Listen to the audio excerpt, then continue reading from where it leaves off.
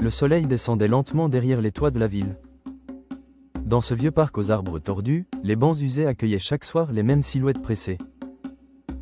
Des joggeurs en sueur, des familles distraites, des étudiants plongés dans leur téléphone, personne ne levait vraiment les yeux. Et pourtant, au centre de l'allée principale, un vieil homme était là. Toujours le même, assis, immobile, la canne posée contre sa cuisse maigre, le visage tourné vers le vide. Ses yeux d'un blanc laiteux révélaient ce que tout le monde savait, il était aveugle. Chaque soir, on l'apercevait, tel un fantôme oublié. Certains passants détournaient la tête, d'autres accéléraient le pas. Les enfants chuchotaient, « Regarde, c'est le vieux qui parle tout seul. » Car oui, il parlait. Pas à quelqu'un, pas vraiment. Il murmurait des phrases étranges, presque prophétiques, comme si chaque souffle portait un avertissement.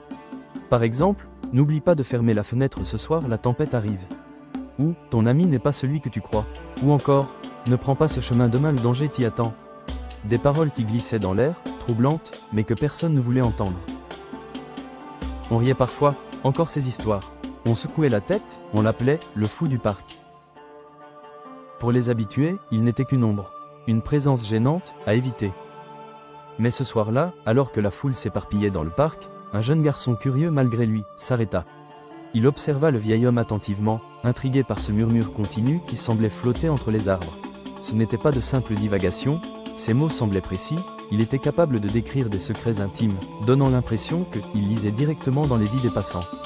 Ces derniers détournaient la tête, mais lui tendit l'oreille, son cœur battant plus vite. Il avait l'impression d'être le seul à percevoir que ces mots portaient un poids invisible, un secret enfoui. Un frisson parcourut le garçon. Comment pouvait-il savoir?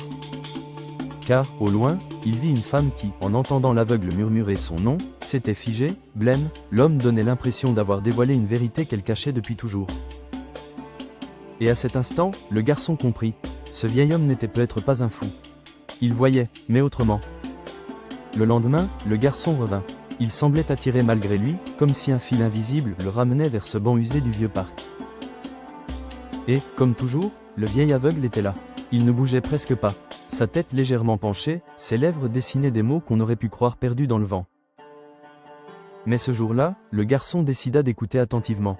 Tu crois qu'elle t'aime, mais son cœur appartient déjà à un autre. Ce soir, ne prends pas la moto. Tes mains trembleront. Ton frère cache une vérité qui te détruira. Des passants réagirent. Un homme au costume impeccable s'arrêta, le regard noir. Vieil imposteur, tu racontes n'importe quoi, cria-t-il avant de repartir furieux. Pourtant, quelques heures plus tard, on entendit que ce même homme avait découvert la trahison de sa femme.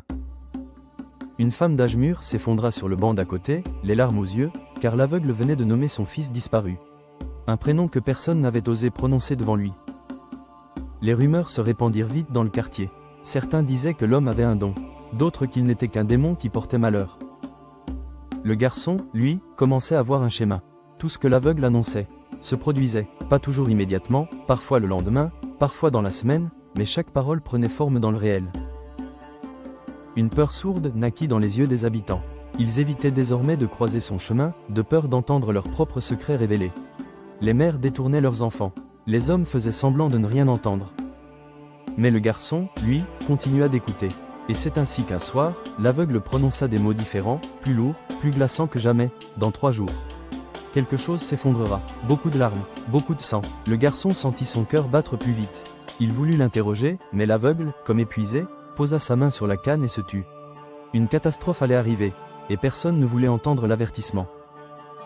Les jours qui suivirent furent marqués par une étrange atmosphère dans le quartier. On parlait du vieil aveugle à voix basse, dans les cafés, au marché, dans les files d'attente. Certains disaient qu'il avait un don divin, d'autres juraient que ses paroles venaient des ténèbres. Mais une chose était certaine, chaque prédiction semblait se réaliser. Et cela terrifiait les gens. Plus personne n'osait s'approcher de son banc. Les mères pressaient le pas, serrant leurs enfants contre elles comme s'il s'agissait d'un pestiféré. Des jeunes, par défi, s'amusaient à lui jeter des pierres en criant « Sorcier, tu veux nous maudire ?» Mais lui ne broncha pas. Ses yeux vides restaient fixés dans le néant, ses lèvres murmurant encore des vérités que personne n'osait entendre. Le garçon, témoin de ces humiliations, ressentait une étrange colère. Comment pouvait-il rejeter un homme qui, au fond, ne cherchait qu'à prévenir? Mais en même temps, une peur sourde naissait en lui. Car si tout ce qu'il disait était vrai, alors la prophétie des 3 jours approchait. La tension monta d'un cran lorsqu'un commerçant du quartier, furieux d'avoir entendu l'aveugle annoncer la faillite de son échoppe, décida de le chasser du parc. Il cria haut et fort, « Cet homme apporte le malheur. Depuis qu'il est là, tout va mal. Demain, je jure qu'il n'aura plus de place parmi nous. » Les habitants, effrayés, acquiescèrent. Pour eux, le vieil aveugle n'était plus un simple mendiant. Il était devenu un danger. Ce soir-là, le garçon s'assit tout près de lui, malgré les regards accusateurs. Il osa lui demander, « Pourquoi dis-tu ces choses? Pourquoi ne gardes-tu pas le silence ?» Le vieil homme tourna lentement son visage vers lui, et pour la première fois, ses yeux blancs semblèrent traverser le voile de la nuit. Sa voix, basse mais ferme, fit frissonner le garçon. « Parce que je vois ce que les autres refusent de voir. Je vois avec l'âme, pas avec les yeux. » Le garçon sentit un froid courir dans son dos. Une partie de lui voulait croire. Une autre part de lui voulait s'éloigner de cet homme qui paraissait lire dans les destins comme dans un livre ouvert. Mais ce que le vieil aveugle s'apprêtait à révéler au garçon allait dépasser tout ce qu'il avait entendu jusque-là. 3 jours, c'est le temps qu'il avait annoncé. Le soleil se leva ce matin-là dans une atmosphère lourde, presque étouffante. Dans le quartier, chacun vivait avec une étrange appréhension, donnant l'impression qu'un orage invisible planait au-dessus des toits. Certains riaient encore de la prédiction du vieil aveugle, mais leur regard trahissait la peur. Au marché, on parlait à voix basse, et si c'était vrai? Arrête, ce n'est qu'un fou. Mais personne n'osait passer près du banc. Le garçon, lui, n'avait pas dormi de la nuit. Les mots résonnaient encore dans sa tête. Dans 3 jours, beaucoup de larmes, beaucoup de sang. Et puis, cela arriva. Un grondement sourd secoua le quartier, comme si la terre elle-même retenait son souffle. Le vieux bâtiment, fissuré depuis des années, se mit à trembler, ses murs craquant comme des os fatigués. Puis, dans un fracas de poussière et de briques, s'effondra brutalement engloutissant la rue dans une brume suffocante. Les habitants, pétrifiés, reculaient en toussant, les yeux écarquillés d'horreur. Les cris percèrent l'air, la poussière recouvrit les rues, et le chaos s'installa. Des familles cherchaient leurs proches, des blessés gisaient au sol, et les pleurs se mêlaient aux sirènes des secours. Le garçon, bouleversé, assista à la scène. Il restait figé, le cœur battant à tout rompre, incapable de détacher son regard de cette prophétie devenue réalité. Le vieil aveugle, lui, se trouvait toujours sur son banc. Calme, immobile, ses yeux laiteux fixaient le vide, mais ses paroles, cette fois, étaient claires et terribles. Je vous avais prévenu. Mais personne n'a voulu écouter. Les habitants, choqués, commencèrent à reculer devant lui. Certains tombèrent à genoux, implorant pardon. D'autres crièrent à la malédiction, le traitant de sorcier. Mais tous savaient désormais que ces paroles étaient vraies. Le garçon, tremblant, s'approcha. « Comment savais-tu » demanda-t-il, la voix brisée. Le vieil homme posa sa main ridée sur la canne, et un silence pesant s'installa avant qu'il ne murmure. « Je ne sais pas l'avenir. Je vois ce que les autres refusent de voir. Les fissures, les mensonges, les ombres dans le cœur des hommes. Je ne suis pas devin, je suis témoin. » Puis, sans un mot de plus, il se leva.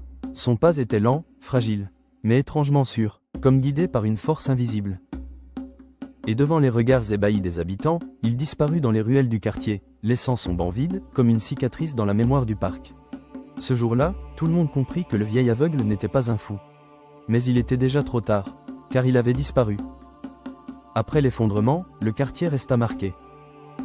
Le banc vide du vieil aveugle devint un lieu étrange, presque sacré. Certains habitants passaient devant en silence, baissant la tête. D'autres venaient déposer une fleur, comme pour demander pardon. Mais lui, ne revint jamais. Le garçon, lui, continua de venir chaque jour. Assis sur ce banc, il repensait aux paroles qu'il avait entendues. Je vois ce que les autres refusent de voir. Et plus il y pensait, plus il comprenait. Le vieil homme n'avait jamais cherché la gloire ni la peur. Il n'avait jamais voulu être cru ou admiré. Il voulait simplement rappeler une vérité que tous avaient oubliée. La sagesse ne se cache pas toujours derrière les livres, les titres ou les beaux discours. Elle peut résider dans les êtres que l'on méprise, dans les voix qu'on choisit d'ignorer. Ce que les yeux du vieil homme ne pouvaient pas voir, son âme, elle, l'avait compris depuis longtemps, les fissures d'un mur, les mensonges dans une parole, la solitude derrière un sourire. Le garçon grandit devient adulte avec cette conviction. Il devint l'un de ceux qui écoutent. Il apprit à regarder autrement, non pas avec ses yeux, mais avec son cœur, et peu à peu, il transmit cette leçon autour de lui. Car la disparition du vieil aveugle n'était pas une fin, mais un héritage. Un héritage qui murmurait encore, chaque fois que le vent traversait les branches du parc. Ne méprise jamais ceux que tu crois insignifiants. Car parfois, ce sont eux qui détiennent les vérités les plus précieuses. Morale de l'histoire, la sagesse oubliée est souvent celle qui se trouve sous nos yeux, mais que nous refusons de voir. Et vous, auriez-vous écouté le vieil aveugle, ou l'auriez-vous ignoré comme tout le monde ? Dites-le moi dans les commentaires. Si cette histoire vous a touché, likez et abonnez-vous pour découvrir d'autres récits mystérieux et bouleversants. Car parfois, la vérité se cache dans les voix que l'on refuse d'entendre.